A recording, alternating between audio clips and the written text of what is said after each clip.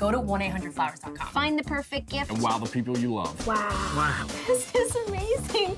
Whether you want to say happy birthday So cute. Or I love you. I love you too. Thinking of you. Wow. Go to 1-800-Flowers.com. Celebrate the people you love. Hi, I'm Jim McCann, founder of 1-800-Flowers. I'm not satisfied when I learn something new unless I share it forward. And so we created this podcast to continue that, to share forward the wonderful people we get to meet and most importantly get to learn from and make our lives richer and better.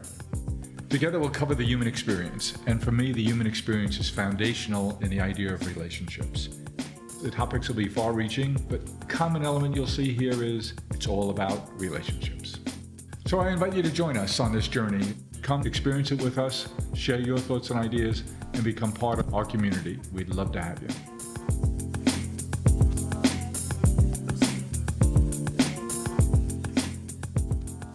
Well, we're here today with Chuck Thus. Chuck is a really interesting man, and he's doing really good and valuable work, in my opinion. You'll hear today that we're talking about a subject that I visit a lot, whether write about or talk about, and that is the state of mental health, and particularly in this country. And I was introduced to Chuck just a few months ago. He spoke at an evening event here in New York City at a family office, a group meeting, and he was the opening speaker. And within just a few minutes, Chuck, you owned the crowd. I know you owned me, but I could see around me that you owned the crowd. You could hear a pin drop as you told your story. It just captured the audience attention. Chuck, you were born in Canada, in a small town. What kind of upbringing did you have there? What kind of a life situation did you have there in Canada? It was really good, Jim, and thank you so much for having me on today and for your kind words. I'm very grateful for those. So my upbringing was really good. I was born into a family that both my parents came as immigrants from Holland, and they arrived on the shores of Canada at a very young age, and they really only knew one thing, or two things really, family and work ethic. And I was very grateful that my parents took hold of that and really instilled that in us as well, my brother and sister. Work ethic is something they came with, and was just no question that you and your two siblings in this tiny little 3-kid family compared to what they were used to, I would imagine old enough to walk, old enough to do chores. Absolutely. Yes, sir. That's exactly how it was. And I'll never forget one of my mom's favorite sayings to me, because I used to be a visitor. I used to love to visit, as you probably well knew from the night we had together in New York City. I love to visit. And my mom always used to tell me that if I couldn't talk and work at the same time, please don't talk. That it was time to work, and that's what we needed to do. Yeah. Sports, an important part of your life from an early age, I assume, as a Canadian in an agricultural setting. Skates were something that you maybe were on before you were balancing on your bare feet. Yes, very much so. My older brother led the way with hockey. And what was really neat is that my mom really didn't know if I'd want to play, but at the young age of 3, she figured, you know what, you're here too. Instead of you running around the arena, let's put you on the ice and see if it's something you're interested in doing. So in the winters, it was hockey. In the summers, it was baseball, golf, soccer, kick the can, you name it. We were always outside doing something. Yeah. And tell me about school. Where did you go to school? How far was it from where you lived? We went to school about 10 miles from our home in another small town that only had about 2,700 people, but all the kids were pretty much bused. A lot of the kids were bused in because it was a lot of farm families that were coming into school. Yep. And I was raised in a Catholic family, so we went to Catholic school growing up. But it was a really good that's setting. surprising, because I would have suspected, coming from the Netherlands, that you wouldn't be Catholic. Yes, we were, and we grew up in the Catholic Church and the Catholic school. And really everything was good. I mean, I look back, I have a lot of fond memories, and many of my friends now ask me, what in the world did you do in a town of less than 500 people? But I can assure you, Jim, we were never bored. It was street hockey, it was pond hockey, it was soccer, it was baseball, it was golf, whatever the season was, all the kids in town, and there was a bunch of us. We all got together and split up teams, and away we went. It sounds, frankly, like a pretty idyllic upbringing. It was. You're a skilled hockey player because you've been doing it your whole life. You have natural athletic abilities, and you decide you're going to play hockey in the U.S. at a big time school program. And smart as you are, you didn't go to school in Minnesota. You went to school in Miami. Yes, it was good, and that was one of the better decisions, and a very great opportunity that I had come along. And I thank God every day for that, because the game of hockey has given me so much, including my education, my wife, my 2 kids, and it still offers me the opportunities like this one today to sit and visit with you. Now, you tell a great story of the stick-to-itiveness, the resilience you had, because you were an instant star at the University of Miami and walked on as a star player, right? Yes, or so I thought.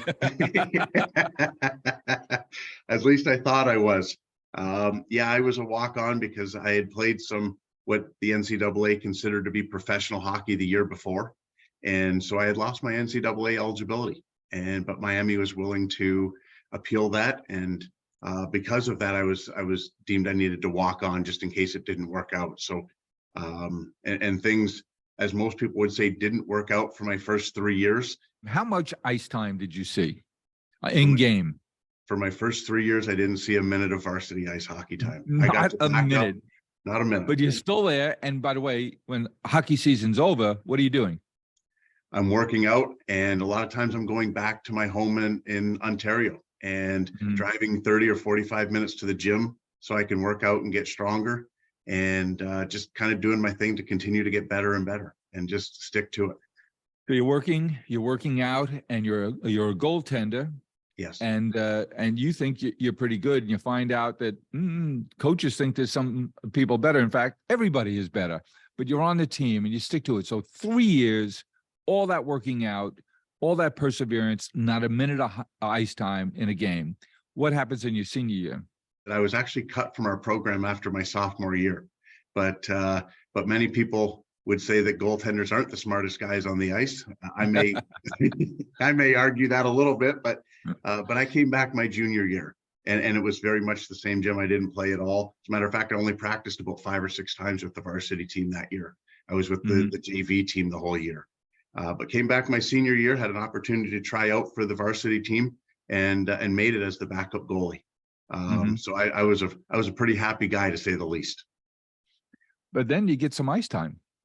I did. Yes, sir. Six games in, we were playing at Bowling Green State University, and we had about 10 minutes left in the game, and we were losing 6-2. And the coach looked at me. He says, "Chuck, let's go. You're in."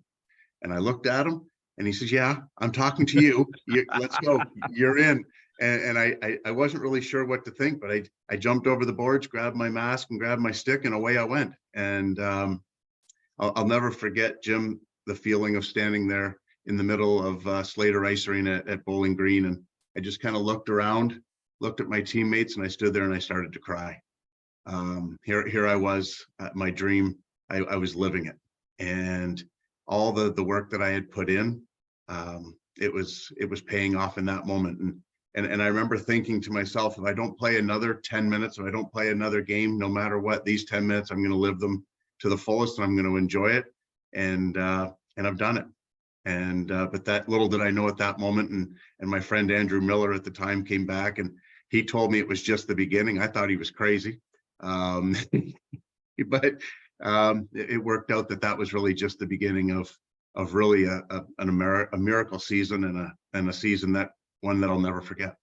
It's stuff that movies are made of, Chuck. And this movie has a happy ending in terms of that year and your hockey experience in big time college hockey in the US. So what was the rest of that year like after that 10 minutes of ultimate payoff for the time, the effort, the endless hours you had put in? So the following weekend, we had played Ohio State, and I did not play Friday night, but the coach came to me Saturday morning and said that I was going to play Saturday night. And I went on to beat Ohio State that night 4-2. And he came to me and said, if I continue to play like that, I'd play a lot that year. And I was like, well, thank you, coach. And I really, again, Jim, I didn't know what that meant. I had no expectations, but the way it played out is I played every game but one the rest of the year. That's amazing. Yes. And at the end of the year. And named All-American. I was, yes, sir. I was named Miami Hockey's first ever first team All-American. I was Miami's Athlete of the Year and team MVP. There was all kinds of things that I was, lots of awards I was given for my effort that year. And one of them was called the Terry Flanagan Award. What's that given out for, Chuck? That one, believe it or not, because I still, all these years later, I have a hard time wrapping my head around being a first team All-American. I don't really know what that means to this day. I have a hard time just grasping that one, but the Terry Flanagan Award is given to someone that overcomes great adversity in a career. And for me, that one, and it's not that the All-American one doesn't mean anything, because it's very, very important, but that one really, I think, speaks to my heart and to my character, because I know all the crying I did, all the hard work I put in, the time I spent alone, just believing in myself that I could do it. And at the end of it, someone else looked at me and said, you know what, we recognize that and we see that. And that's a great character that you have within you. So keep going. And we want to reward you for that. Indeed. Indeed. Now you go on after college to play in professional hockey. You stay around the sport for a dozen years or so, both playing and then coaching, and then you had an ownership interest in the Mississippi Surge. So all the things that feed your interest are around you, and you stick with that a long time. And then you say, well, look, I got to make sure. I've been lucky enough to meet this gal, and and we've been lucky enough as a couple that we're knocking out a couple of kids here, beautiful little girls, and I got to make sure I'm doing the right thing financially for them. And you start a business in the South doing sports equipment. So you're doing a lot of things. You're keeping busy. Life seems pretty perfect. On the surface, it seemed pretty perfect. Chuck had it all. Chuck, you're back in those playing days in high school and college. What's it like before you go out on the ice? As I moved and played professional hockey, before every game that I played, I'd get sick. I was either over a garbage can or over a toilet, physically getting sick. And, back in the 90s, Jim, nobody asked why. Like, nobody said, Chuck, what's wrong? Are you okay? Do you need something? Do you need a doctor? No, what it meant was that Chuck was ready to play. And if Chuck was over the can or over the toilet, let's go. He's ready. We need to be ready. Let's go win. And even as I was coming back to get my equipment after getting sick, guys were high-fiving, tapping me on the pads. This is good. This is good. That was Chuck. Yeah. That's just what it was. And I didn't really think anything of it either, because nobody really said anything. And mental health wasn't a thing. Mental health wasn't spoke about. You're a tough guy from Canada. You've been around hockey, which is all tough people. You just suck it up. You get God doesn't know, nature doesn't know, that field has to be tended to. You do it. So you're a tough guy. Why would you even ask about what you were feeling? Yeah, and that's really exactly what it was. Is we had the mentality that you put your head down, you just go. You don't say anything. You don't show weakness. You don't ask questions. You don't share your feelings. You just go and put your head down and go through it. Don't go around it. Go through it. And that's really what I was doing. I was just finding a way to go through it and suppressing anything that was going on. But it was a key to your athletic success.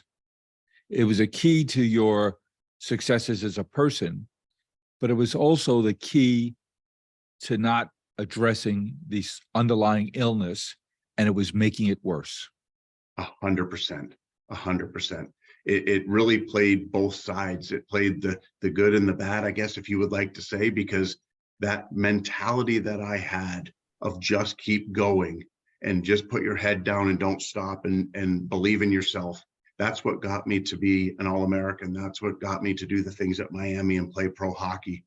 But at the same time, it was being a detriment, because as I was suffering in silence, I was having the same mentality. Just keep going, put your head down, don't ask questions, don't share, don't ask for support, just keep going and work through it. You will get through it. Chuck, what's that like? You said you're suffering in silence. What does it mean you were suffering? What was going on? Jim, it was lonely. to say it was lonely was probably an understatement. And But you're in a crowd. Are you lonely in a crowd? very much, very much. There's people around. And you know, there's days that I still have that, believe it or not. I now have tools to work through that and things I know how to do to work myself through that. But you can be in a room of 500 people and feel completely alone because you don't know how to share your feelings. I didn't know how to put words to what I was feeling or what was going on. I remember very vividly standing in my living room and just, I came out of our bedroom, my wife was standing there and I was just crying, shaking and crying. And she's like, "What's wrong?" And I said, "I have no idea. I don't know." And I look back now and I was full of anxiety. I was completely depressed. Really just wanted the pain to stop. And I didn't know how to verbalize what I was going through. And I didn't know how to share it with her. She just looked at me, she gave me a hug and she says, "Just know that I love you and I'll do anything I can to help you. I just don't know what to do." And I said, "I don't know what you can do either because I don't know what to do with what I'm feeling." And this is where we come to a crossroads. Some wives would be frightened, ashamed, not sure what to do themselves, and wouldn't know how to respond. And you're so lucky that your wife put an arm around you and said, "It's okay, we're going to get through this together." That doesn't Absolutely. always happen. No, it doesn't. And I know that there's plenty of guys that I've played with that have now also verbalized what they've gone through, and they've been through 1, 2, 3 divorces, just because their significant others just don't know how to support them. They can't put up with the behavior, because it can be hard. I mean, it was hard to live with myself at times because I didn't know it was a roller coaster. I mean, you go from being on top of the mountain to being at the bottom of the mountain in minutes. Part of that came from really wanting guarantees in life. I wanted to know that I was going to be on the best team. I wanted to know that I was going to play in college. I wanted to know that I was going to play professional. And when you live always in the future, that's where that anxiousness comes from, because you're trying to control everything that's really uncontrollable, when all we can control, and we have very little control over that, I have found out, is this particular moment. All you and I have is this conversation with each other. That's it. This is where our life is, right here, right now. Yes, we have many things outside of it. We have families, we have businesses, we have all these other things. But the truth of the matter is that all Jim and Chuck have is this moment with each other. And when this conversation is over, then we'll have that moment. And that was a real awakening for me, and something that I really try to live by today, which has helped me tremendously. And I use the saying, "Be where my feet are, be where my feet are." And that helps me stay present moment and not living in the future. As a kid, did you have close friends? Were there kids in that small community, 500 people, playing sports all the time, working together, going to school together? Did you have friendships then that were deep and meaningful? And did that happen in all stages of your life? I'm lucky enough to have great adult friends, and I work at it because I'm very blessed. But I wonder how that was in your life and how you think back about those relationships you had and the depth of them. I know I had one really, really close friend, and we were very, very close. I mean, we were like peas and carrots, as Forrest Gump would say. We were very close. And and then something happened in 6th grade, and I'll never forget that, where our lives just kind of took a turn. I went to the right and he went to the left, or whichever way you want to say it. But and then after that, I had some what I would call more surface level friendships. I was very protected of myself. And even through college, I know I had some close friends, but that has changed kind of since my hitting rock bottom in 2008 and working through all the things that I worked through. I have some, what I would say, very meaningful friendships now. And it's something that I work on probably more now than I ever have. And because I value that closeness, and I don't have it as much here where I live now. Most of my friends live out of town, and I'm sure there's something to that as well that I would love to dig into, whether it's still me not allowing people to get into to understand really what Chuck is going through certain days and certain times. And if my friends are further away, they don't have to see that. Yep. Because every day is it's a new day, and it's a day that I have to be mindful. It's a day that I have to make sure I'm taking care of me. And I think if people aren't close by to see that, then I'm able to protect myself, if that makes any kind of sense. It does, Chuck. And look, we both know people who get up in the morning, fall out of bed, and make 5 new friendships every day. That happens to a few people. For most of us, we have to work at it, and it's something we have to be deliberate about and open about. It's just a realization that we need those relationships. I think back to my parents' generation. My father was in the service at the very end of World War II, and I think of the relationships he had. It was a little different, than you and I. He lived in the neighborhood he grew up in, so he had friends who were friends from, like you had your buddy, up through the 6th grade. They were friends their whole adult life. There was a different cadence in terms of you grew up, you went into the service, college if you did that, sports if you did that, and then you came back, you worked in the same community you grew up in, so you had lifelong relationships. When you move around and when you work in different markets and you travel a bunch, you have to work a different cadence, because you and I need those relationships. They're important to our mental health, and I'd like to think that we're important to our friends' mental health. I agree with you 100%, Jim. And like I said, the last several years, friendships and close relationships have brought new meaning to me, and new meaning. And what I have found as well, that one thing that I struggled with for a long time was liking myself. And I think that was part of not wanting to let people get close. And because I felt different because of the things that I was working through and dealing with, the anxiety, the depression, not really being able to put a name to it, but just Chuck didn't like it because I felt like I was different. I didn't like being different. Was it the Chuck that you wanted people to see, and then that other questioning one inside, who I really don't belong here? I don't really, I'm not worthy of this. Are there 2 voices? 100%, Jim. And that's something that still to this day, I think I work through. And I finally become to a place that I like who Chuck is. And I don't say that arrogantly.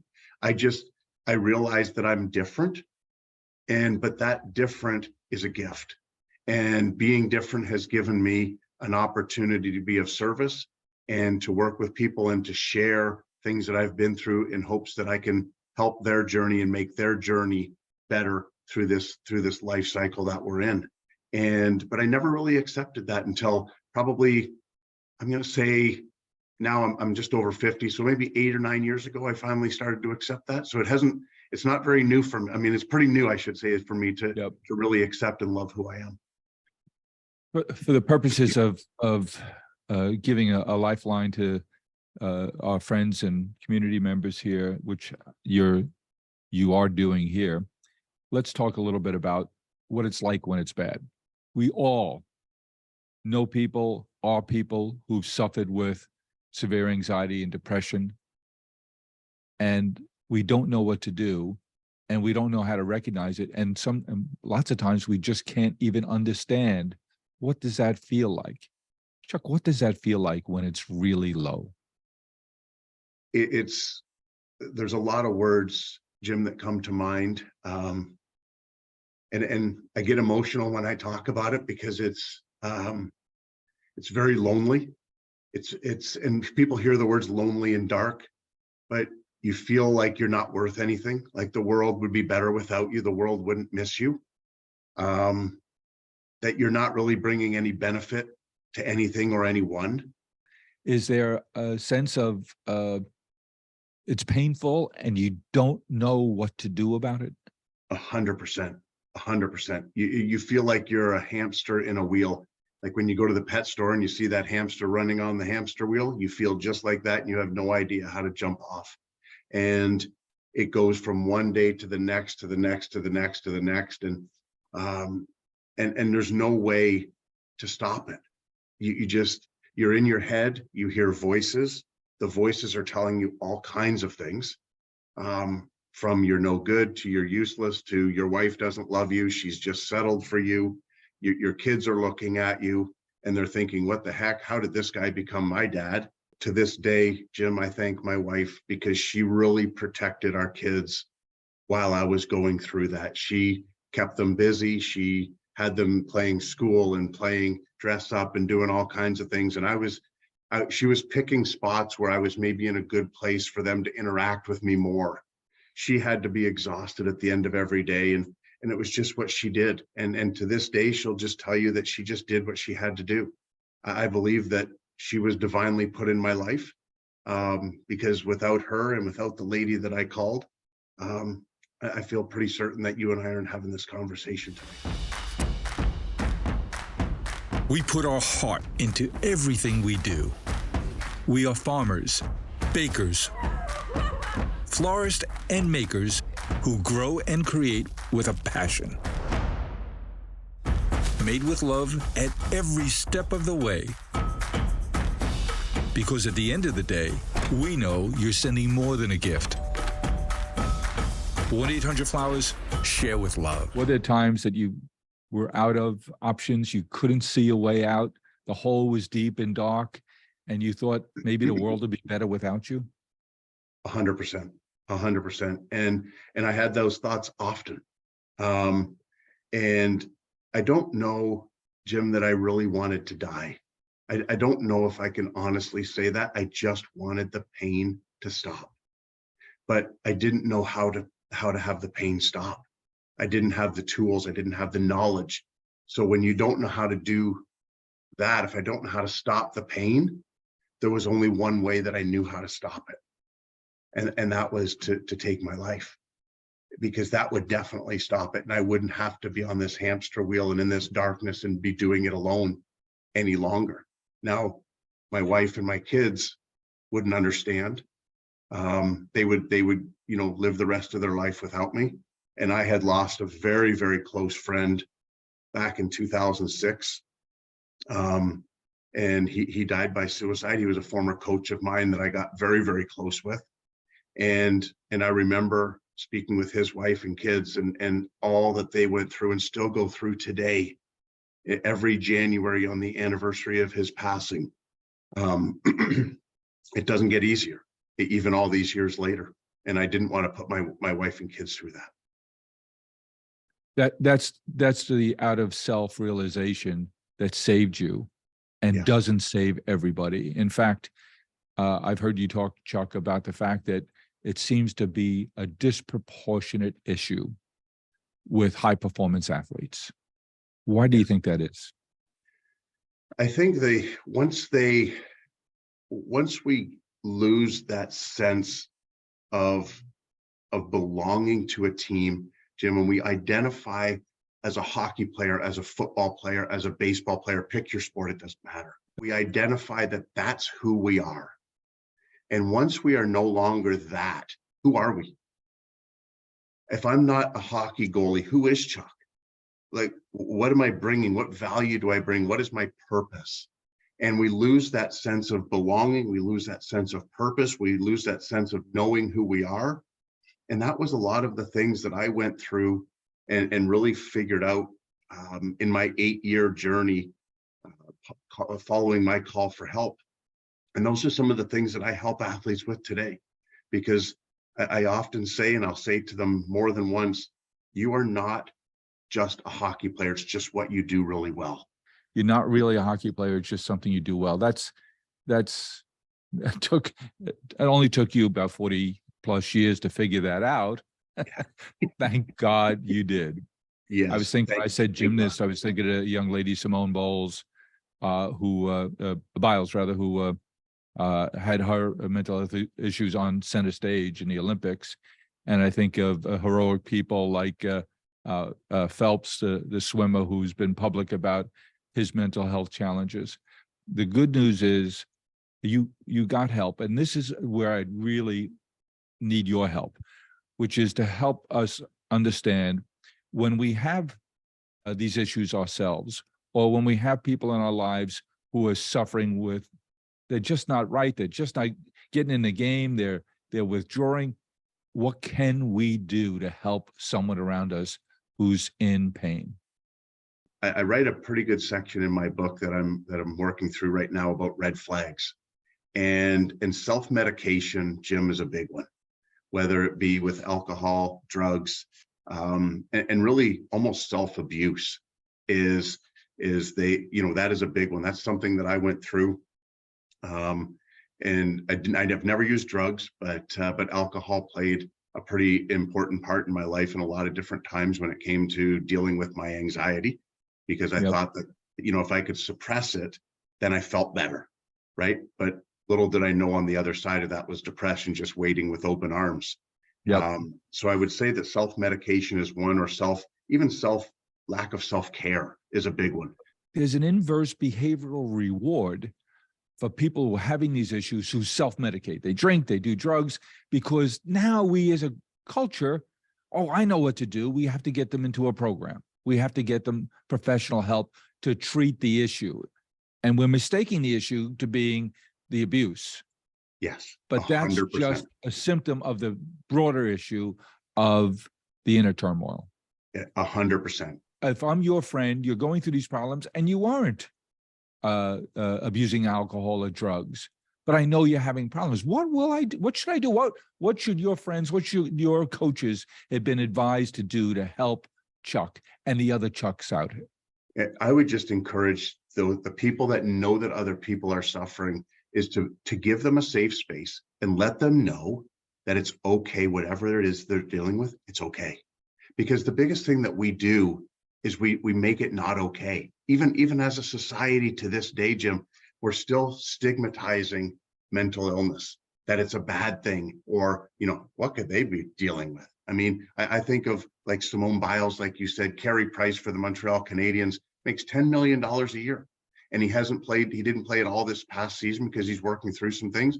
And people have said to me, what in the world could he be dealing with? How bad could his world be? The stigma is still there and it's still real, huh? It's still alive and well, unfortunately. But I think giving people a safe place to just be vulnerable and to open up and to share and just say, listen, I'm not going to judge you. Whatever you're going through, I want to help you. But you have to verbalize it. And you may not have the exact words, just talk and give them space to talk. And that's what I was given when I called, and that really saved my life. That greatest generation ever, they didn't have psychologists or social workers or a therapist, and they just toughed it out and they pushed through it, Chuck. But now you're saying we shouldn't do that. What was the consequence of that greatest generation not being able to talk about these things and not being able to deal with it? It looks like, well, they just went on, it was fine, but maybe it wasn't. Yeah, and I don't know that it was. I think, like, when I talked to my parents and learning a lot of the things that they went through, and my dad would tell you to this point, and my mom, I lost her in June, but she would share with me as well that they just suppressed all their feelings and they just kept pushing through. And they acknowledge now that probably wasn't the best thing to do, but that's all they knew how to do. And I think that's the beautiful thing as we see, and I'll use the word evolution, but the evolution of us as humans, we're starting to understand now that it's okay to not be okay. It's okay. But the critics will say we're softening up, we're encouraging this kind of behavior. And you'd say? I would say I don't really agree with that. I think what it's doing is it's making us more vulnerable, but it's making us stronger. And because I think the more that we can share who we are and what we're going through, just like you and I are having this conversation today, somebody somewhere will hear this. And they may say, and I'm not going to say they will, but they might say, wow, this guy played professional hockey and he's opening his heart like this. Maybe I can do it too. That's why I applaud you that you made it your life's mission to share your story with the intent to help other people. You got help. You got a number, a name and a number. Tell us what happened. I remember driving down the interstate that day in 2008 when I was going to drive my truck into a guardrail. And the flash of my daughters came through my mind, I was crying, and something had me pull over, and that something for me was God. And whether people believe that they have the same belief as me, it's okay, whatever you believe. I believe that God pulled me over and he said, this wasn't your time. And now rewind the clock 3 to 4 years earlier, my mother had given me a business card of a lady back just outside of the town that I grew up in, Ontario. And she said, if you ever need anything, she said, give this lady a call. She's amazing and she can help you. So, okay. And at that point, I really didn't know what that was all about. My mom and I always had a great relationship. My mom was one of my best friends. We talked about everything. My mom knew everything about me, and right up to the day that she passed, there wasn't a thing that my mom didn't know, because we became that close. And on some level, she knew that I was going to need something, or God was intervening and placing this in my life for when it was needed. Because when I pulled over that day, Jim, I just reached right in my pocket and pulled that business card out without a thought. It wasn't in my mind to do this. I just literally went in my pocket, grabbed that card that I had kept for 3 or 4 years. And why I did is, the only thing I can say is that I knew on some level I was going to need it. And I made that call, and the lady's name is Sheila Butcher. And I remember her answering the phone, and she says, hello. And because she didn't know my number, she didn't know me. And I just said, you know, my name is Charles Thus, and you don't know me, but you know my mom, and I don't want to live anymore. And the phone went silent. And I thought to myself, oh boy, I got the courage to call somebody to just scream for help. And now the phone is silent. And this was all going, and it, to me, it seemed like minutes that the phone was silent, but it was probably just seconds. And she came back and she said, you're going to be okay. I remember saying, the hell I am. I said, I certainly don't feel okay. I said, and quite frankly, I really don't want to live. I'm done. And she said, are you willing to talk with me and walk this with me? And I said, I don't have an option. It's either you or I'm not going to be here. One of the two. So whatever you say, I'll follow you. And that's really how it came to be. And I placed all my trust in Sheila, and to this day, we are extremely close. We talk probably once a week, sometimes more. Sometimes it's once every 2 weeks, but she's my angel in physical form, and she saved my life, and she continues to help me heal and grow and give me tools that I can pass on to the people that I work with. It's amazing, Jim, to say the least. I owe this lady so much, and I've now started to connect some of my clients with her, because I just know that that's the piece they need. And to me, it's just divine intervention. How many people are walking around today with a card in their pocket with your name and number on it? I'd like to think thousands. I've given out boxes and boxes and boxes of cards, just without any intention of when they may need it. But just my message is, you don't have to do this alone. You never have to be alone ever again. You need anything, you call me. I'm standing ready. Whatever day, time, doesn't matter. Just call. How much of your journey, Chuck, to the surface and the good things that you have in your life now, love of Jamie and Bethany and Brooke, the relationship you had with your mother until she passed last June, the relationship you have with your father, with your siblings, how much of that is because the path that you walked down with Sheila hand in hand has led you to say that part of my therapy and part of my cure is being on a mission to help others? I think the majority of it, if not all of it. Because once I started that journey with Sheila, everything really went to a whole new level. And it continues to grow and prosper. As I continue to grow and prosper and heal, it allows me to open up more, share more. I'm no longer embarrassed of the things that I went through. As a matter of fact, Jim, it's quite the opposite. I look at all of this as one of the greatest gifts that I've ever received, because if I didn't go through all of the things that I went through, I wouldn't be able to reach back, reach to my sides, reach forward, and help others. Because I've walked the walk, I've done it, I've been there, I understand what they're feeling, what they're going through, what's going through their mind. And I just think without any of that, I wouldn't be able to do what I'm doing. You still have dark days. You're not fixed. No. What do you do to dig yourself out of a hole you know you're going into? Meditation and what I call me time is very, very important to me.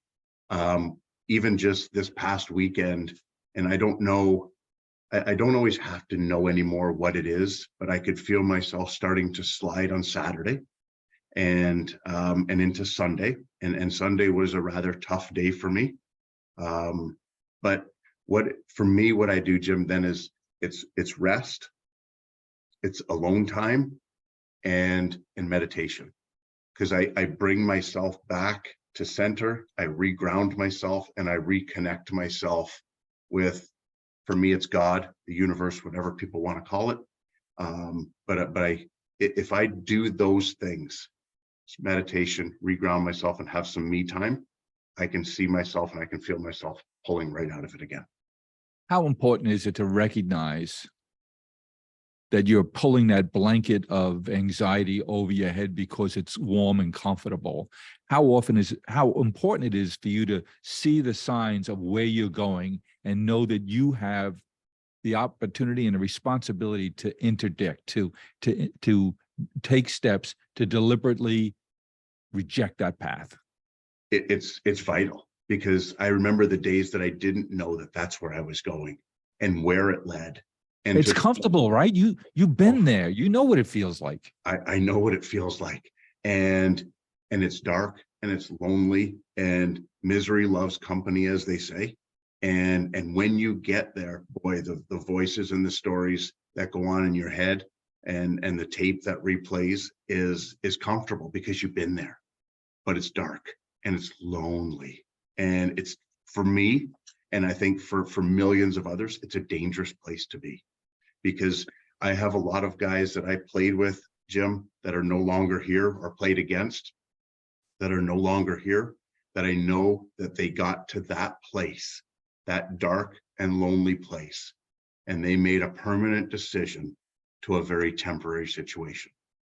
And now we're walking this journey without them. And they were blinded by their own pain, not to realize what their actions would do to those around them. They couldn't see it because they were so absorbed in their own pain that they had no comprehension or an unwillingness to grasp what their behaviors or their actions would do to crush the lives of those around them. You've seen that firsthand. You've seen friends and how their families are destroyed after that. Sheila was your angel. She gave you help. You're now a deputized angel. You're helping others. And look at what the gifts you have. You have a loving and supporting wife in Jamie. You have the love of Bethany and Brooke, and know that you are a positive influence in their life. And rather than being that tough macho guy who shows no pain, who shows no emotions, who everything is fine in life, what has your interaction with those two girls, what is that different about your sharing your challenges with them? What impact do you think it's had on their life? Number one, you're there for them. You're providing for them. They are in a loving and caring family. So we know that. What about your honesty and your challenges? Do you think, how does that impacted those two girls? I think it's made them stronger, and it's increased their self-acceptance that whenever they're going through something, that it's okay. I've sat with both of them and had conversations about the things that Daddy has gone through, and sometimes the things that I still go through, and just shared with them that it's okay, but that I'm working through it. And whatever it is that they're working through, they can do it too, as long as they verbalize, ask for help. The tools are self-awareness. I realize I'm going there. I'm not sure why, but I know I'm going there.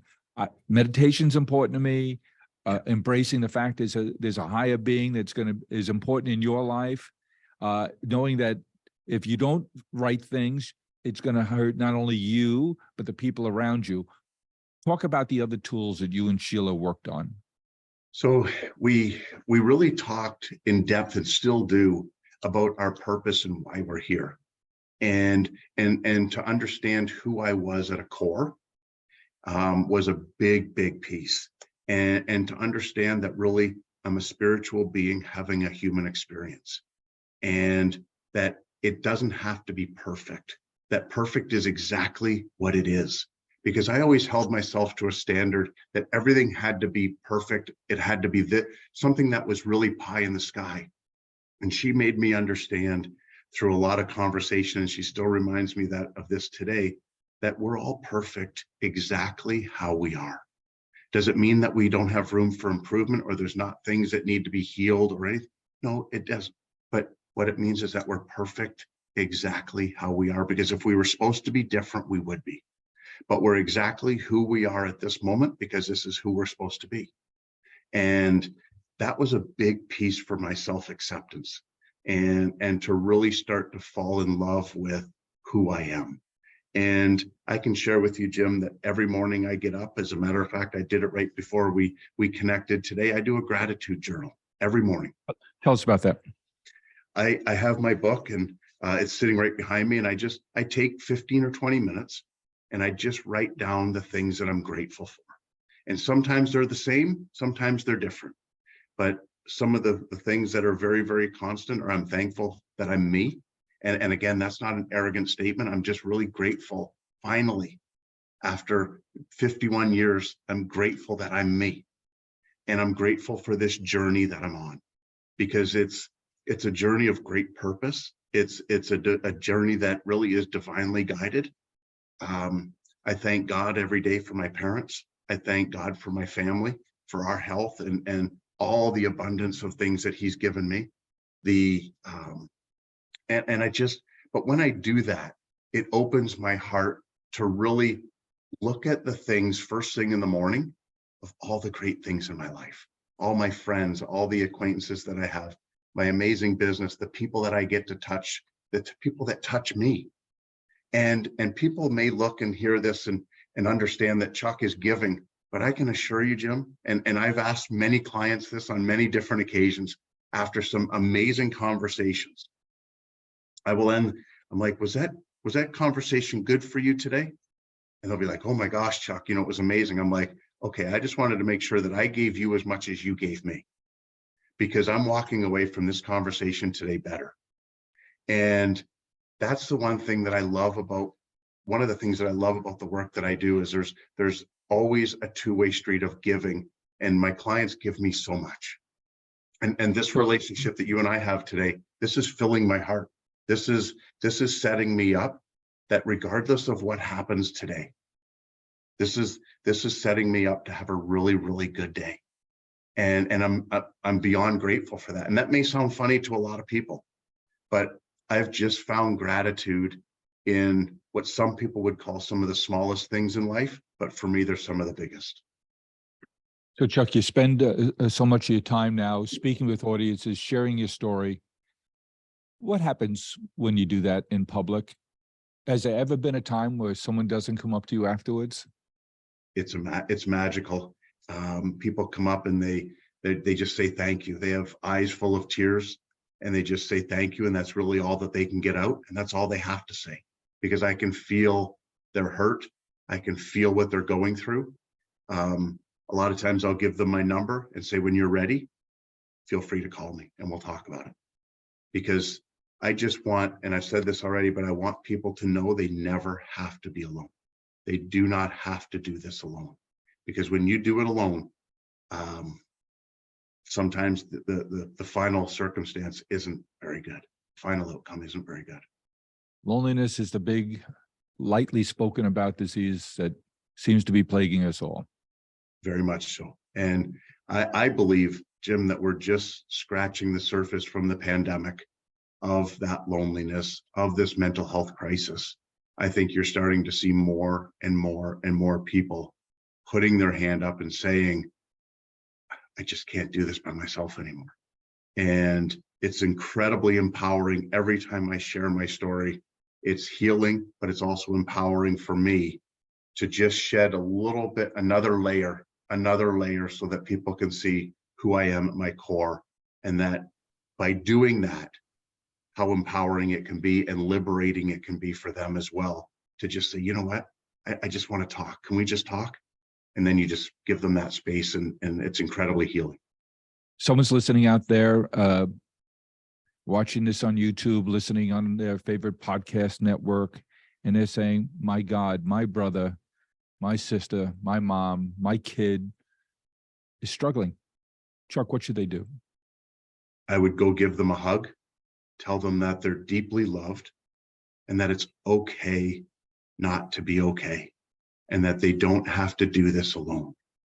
Ask them if they're willing to speak to somebody, and if they are, and if you need to make the call for them, make the call for them. Who do they call? You can call a life coach, you can call a friend, you can call a psychologist, whoever they're willing and willing to open up to. It can be their best friend, it can be their grandmother, whoever it is. It doesn't have to be a licensed professional, I don't think. That's the first step, is just getting them to speak to someone. From there, you can make the next step of calling somebody that can help them at a greater level. Maybe it's a hospital, depending on what the situation is, but just have them speak to someone they're comfortable with, someone they can open up to, someone that's not going to judge them and that will love them unconditionally. And once they do that, Jim, the doors usually fly open to people that are willing to help, and then you can make the next steps. But it's getting that first crack of the door. I love what you're saying, but in candor, I think there's a gap between that arm around the shoulder, the conversation. When people are in a tough way, I think there's a missing piece of how we can help people who need help to get access. And, involved in healthcare here in the New York area, we have wonderful professionals, but the leap from the phone call to getting professional services help, which is there isn't enough of, there's a chasm there that I think we have to talk about. It won't be for you and I to talk about today, but I think your message is so powerful and so meaningful. I think the problem is huge and getting worse. And as you say, I think COVID has contributed to that worsening of the problem in so many ways. And we're just beginning to sense of what ways that the impact that COVID's having on all of us.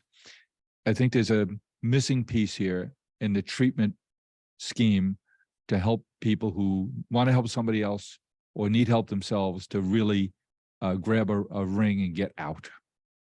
And I just don't think there's enough access, and likely won't be for a long time, but I think it's something we need to talk about and figure out a way to address. Chuck, you've made my day a better day. Just having gotten to know you now, this short period of time has been a blessing for me. And I'm just thrilled to be able to share you and your story with our community. And my job now is to do it as many different ways as we can, because your message is important. You as a person are important, and the work that you do in helping other people is critically important. And I underline critically important. Thank you for what you do, Chuck. Thank you for having the bravery to share your story and the drive to make it your mission to help other people in their life, knowing that as you do that, you're helping yourself. And in there is one mighty valuable lesson. Chuck, thanks. Thank you, Jim. I appreciate it very It's much. my sister's birthday. Go to 1-800-Flowers.com. They have tons of great birthday gifts. Wow. Wow. Whoa. Happy birthday, baby. Wow. Yeah, me. I got to contain myself. 1-800-Flowers. Celebrate the people you love. Well, I hope you enjoyed what you heard, and I know I'll be sharing it forward. I hope you get to as well. Let's keep the conversation going. Follow me along on Twitter at Jim1800Flowers and on LinkedIn at Jim McCann. Hope to talk to you soon. Thank you for listening to Celebrations Chatter. You can join our community by reaching out at chatter@celebrations.com. And while you're at it, tell us what topics you'd like us to explore. here on the Celebrations Chatter podcast. Thank you for listening, and don't forget to share it forward.